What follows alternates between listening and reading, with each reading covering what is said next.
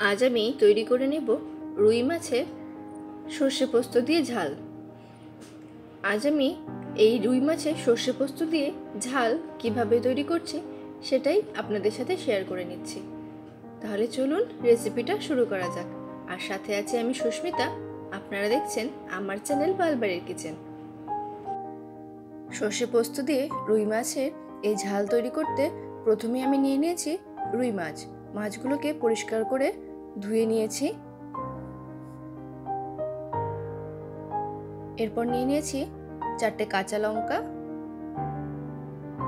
নিয়েছি 1.5 চামচ মতো পোস্ত, 1 চামচ কালো সর্ষে। এরপর আমি একটা মশলার পেস্ট তৈরি করব। সর্ষে, পোস্ত আর কাঁচা লঙ্কা দিয়ে একটা পেস্ট আমি তৈরি করে নিচ্ছি। মশলার পেস্টটা তৈরি করে নেওয়া হয়ে গেছে। এরপর মাছের গায়ে লবণ হলুদ মাখিয়ে নেব। তার জন্য দিয়ে দিলাম পরিমাণ মতো লবণ। এরপর দিয়ে দেব হলুদ। এবার লবণ হলুদটা মাছের গায়ে ভালোভাবে মাখিয়ে নিতে হবে।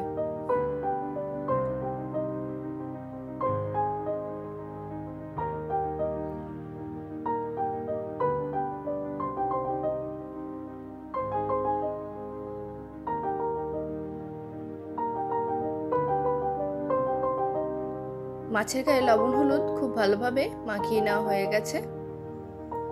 এরপর কড়াই বসিয়ে দিয়েছি। কড়াইতে প্রথমে দিয়ে দিলাম সর্ষের তেল। তেল গরম হয়ে গেছে। এরপর আমি একটু লবণ দিয়ে দিলাম।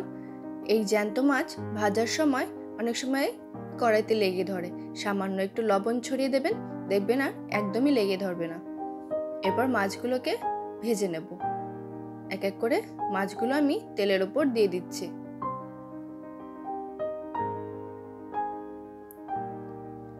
এপিটোপিট করে মাছগুলো ভালোভাবে ভেজে নিচ্ছি। একদম মচমচে করে ভাজবো না। মাছগুলো মানে খুব বেশি নরমও থাকবে না, আবার খুব বেশি মচমচেও হবে না। দেখুন এই রকম ভাবে আমি মাছগুলোকে ভেজে নিচ্ছি। এতে মাছগুলো ভীষণ সফট হয় আর খেতে ভালো লাগে। মাছগুলো ভেজে নেওয়া হয়ে গেছে, আমি তুলে নিচ্ছি এক এক করে।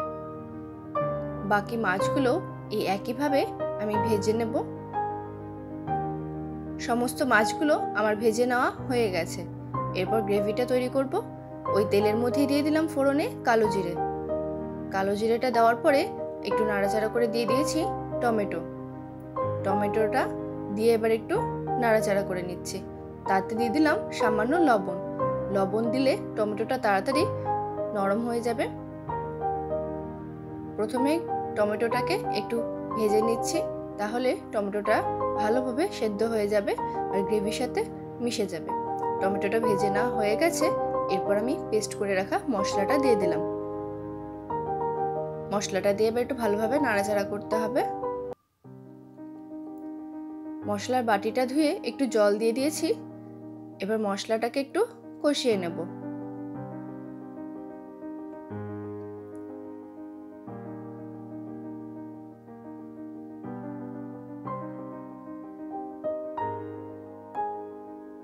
মশলাটা কষতে কষতে এই সময় আমি দিয়ে দেব লবণ আর হলুদ। স্বাদ মতন লবণ হলুদ দিয়ে আবারও মশলাটা ভালোভাবে কষিয়ে নিচ্ছি। এই মশলাটা খুব বেশি কষানোর দরকার নেই, যেহেতু সর্ষে আছে তিতো লাগতে পারে। মশলাটা কষানো হয়ে এসেছে। এরপর আমি দিয়ে দেবো এখানে জল। অল্প পরিমাণে জল আমি এখানে দিয়ে দিয়েছি। খুব বেশি এটাতে গ্রেভি রাখবো না। ঝোলটা ফুটে উঠেছে। ভেজে রাখা মাছগুলো এখন আমি দিয়ে দিচ্ছি।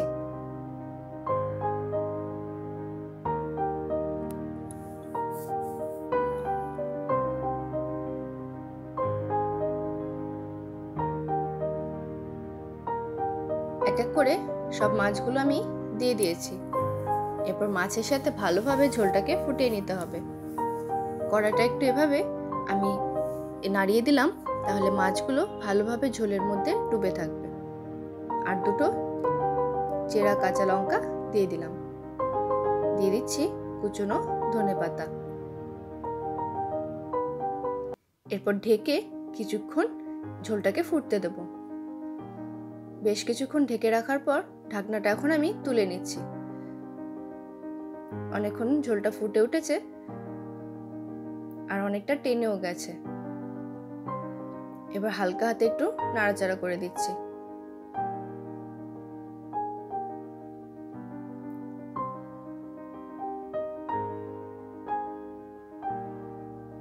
আবারও একটু এভাবে হালকাভাবে নাড়িয়ে দিলাম। এতে মাছগুলো খুব ভালোভাবে ঝোলের সাথে মিশে যায়।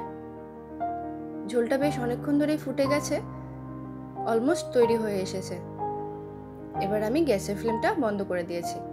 তৈরি হয়ে গেছে আজকে সর্ষে পোস্ত দিয়ে রুই মাছের ঝাল। একদম সিম্পল একটা রেসিপি। কেমন লাগলো আপনাদের অবশ্যই জানাবেন। গরম গরম ভাতের সাথে এটা খেতে কিন্তু দুর্দান্ত লাগে। আজকে তাহলে আমার এই ভিডিও আপনাদের কেমন লাগলো অবশ্যই একটা ছোট্ট কমেন্ট করে জানাবেন। ভালো লাগলে ভিডিওটিতে একটা লাইক করে দেবেন আর আমার চ্যানেলটি সাবস্ক্রাইব করে পাশে থাকা বেল আইকনটা প্রেস করে দেবেন। তাহলে যখনই আমি একটা ভিডিও আপলোড করব তার ইনস্ট্যান্ট নোটিফিকেশন আপনাদের কাছে পৌঁছে যাবে। ধন্যবাদ।